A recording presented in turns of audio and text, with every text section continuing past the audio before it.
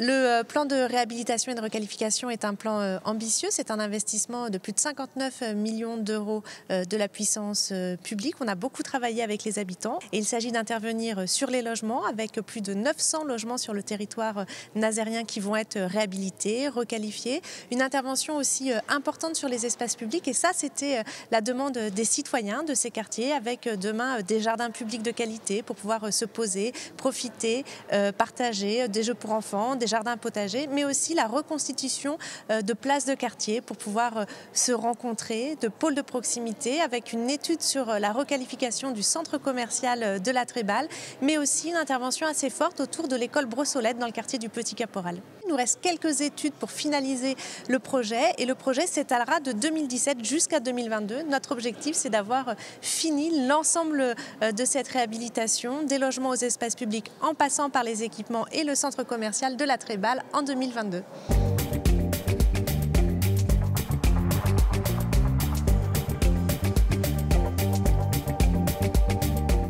Alors, il y a 10 quartiers de la ville de Saint-Nazaire qui sont concernés par ce projet de réhabilitation, requalification. Ce sont les quartiers qui sont situés autour du quartier de la Tréballe et puis les quartiers qui sont situés au nord de la ville, Petit Caporal, Berthaudry, Robespierre, jusqu'à Préségat. Alors, ce sont les quartiers prioritaires tels qu'ils ont été ciblés par l'État dans le cadre de la politique de la ville. C'est à peu près 8% de la population nazérienne qui sont concernés par cette réhabilitation, requalification.